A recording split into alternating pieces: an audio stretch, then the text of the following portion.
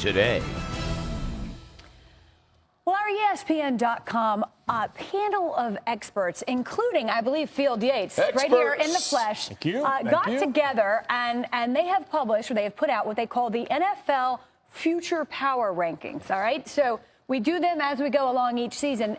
Field, this is 3 years from now, if I'm not mistaken. Right. So, Wendy, this is a snapshot of how teams will fare over the next 3 seasons. And the evaluation included the roster outside of the quarterback, plus the roster specific to the quarterback, the head coach, the front office, and how the team has drafted. So these were evaluated on a 1 to 100 scale and then averaged and weighted accordingly. And then the computer spit out this 1 through 32 list. So some probably expected names at the top, some expected names at the bottom, and then perhaps a couple of surprises in between. And I think if you look at all that criteria that was used, this is really an evaluation of team building and planning, the way organizations are run, because there's some turnover year to year. But really, like, say, for example, in New England, if a system's in place, there tends to be some consistency with success. So having said that, let's look now at the top 5. And for each of you, what stands out? Field. Well, we're going to do some nitpicking here, Wendy, because all 5 of these teams merit obvious reasons to be in there. If you're going to pick a team or nitpick a team and say what could be the biggest hurdle to success, for me with the Falcons, it's the division they play in. Like, it's going to be tough at least 6 Sundays a year when you've got New Orleans with Drew Brees. Yes, 3 straight 7-9 seasons, but it's never easy when you have a premium quarterback you're facing.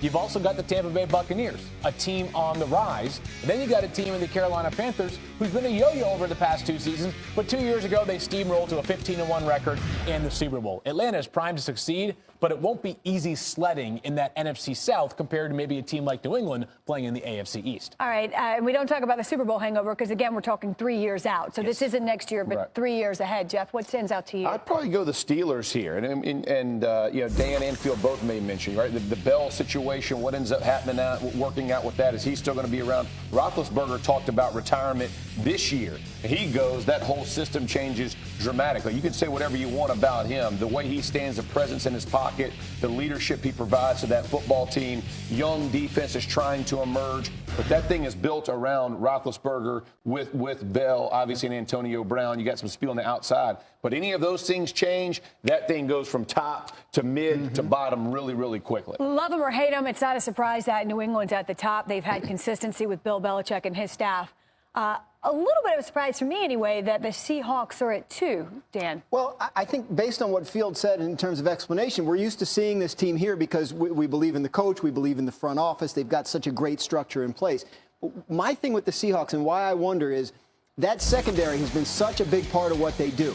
And you have Cam Chancellor coming up after this year with no contract. You have big cap numbers for Earl Thomas and Richard Sherman for 2018. I think it's going to be very difficult for the Seahawks to keep that secondary together, and so much of what they've done has been based on that being an excellent unit. The way in which they retool that over the next 2 or 3 years is going to have a lot to say about whether they can stay. It is a huge question mark, and it just becomes a bigger question mark as that group gets older.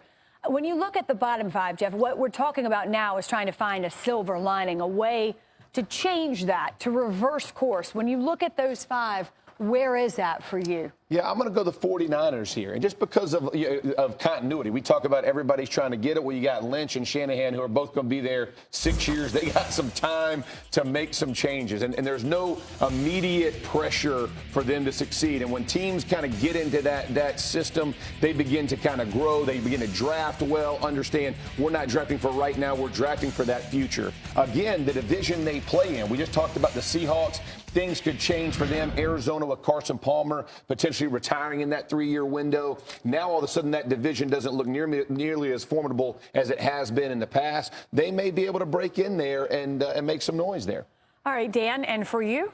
I caught some grief for this on the show last week, but I kind of like the Rams. I don't know why it is. I think the Rams are a team that could surprise I kind of like the Rams. I think Wade Phillips as defensive coordinator has a major impact everywhere he goes, and I think that'll be true here as well with guys like Aaron Donald anchoring the defense. A lot of question marks about the quarterback, and obviously the head coach is a first-timer, so there's some question marks when you talk about 3 years down the road, how it's all going to come together. But I think the Rams are a team that could make a turnaround here if the quarterback is right. And I also think there's something to be said for a breath of fresh air in the head coaching position there after so long. No offense to Jeff Fisher, but it had been a long time since they had success under him, and I wonder if things just feel a little fresher there these days. See, you see how he walked all the way at field? Don't be lazy. I was going to say, see how Dan, TV 101, Dan took us over there. Yeah. Dan's still a card-carrying member of the Rams herd, which I imagine is a passionate fan of a group of Rams fans. I'm going to go to 29, the Chicago Bears. And here's the reason why. If you look back to teams, make it really work here. He's moving. Let's see, 9 and 10. You got the Titans and Buccaneers, who the way that they catapulted up these rankings is by finding a young quarterback that gave them a chance. I understand the price was steep to move up to pick 2 to acquire Mitch Trubisky. And yes, there was a lot of projection involved for a guy that had 1 year of experience as a starter in college and also does not have much in the way of established pass catchers. But if Mitch Trubisky is a hit, Chicago's fortunes look far better, and you're going to need a quarterback because in that division, you've already got Aaron Rodgers, Matthew Stafford.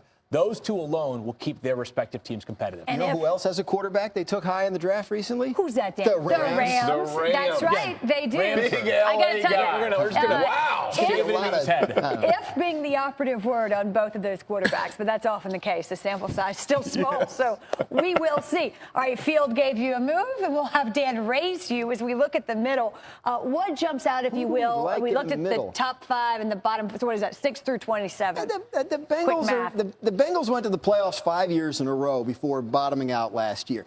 They draft very well. I mean, the regime that's in place there has drafted well. They know who the quarterback's going to be. Maybe they do, maybe they don't know who the head coach is going to be. But there's been a lot of continuity there for a team that was a laughingstock for a long time. I wouldn't be surprised to see them bounce back into contention this year. And I think they have a core there that can sustain for a while, especially if those young offensive linemen they're counting on at the tackle positions this year can blossom and actually perform like the starters they were drafted to be. Again, the NFL future power rankings, we're looking 3 years out. So this isn't next season or the season after that, but a few years, which means a lot can change. Field. Yeah, it sure can. As a matter of fact, things can change rapidly at the times you rarely expect them to, which just brings us to our team number 8 right here, the Kansas City Chiefs, who just yesterday made official the hiring of Brett Veach as their GM. And with Patrick Mahomes eventually becoming the starter, one would think that they have their future in place at the most important position on the roster. Andy Reid certainly an outstanding quarterback tutor, but we'll see just how quickly that process begins for Patrick Mahomes. It doesn't seem likely to take place before 2018, absent the team struggling in a major way this year or Alex Smith getting hurt, but they paid big to get Patrick Mahomes. That means the pressure is on him to deliver on the expectations. All right, the final say. Bring us home, Jeff Saturday. If I'd have known we had to walk, I'd have picked up my teams every day.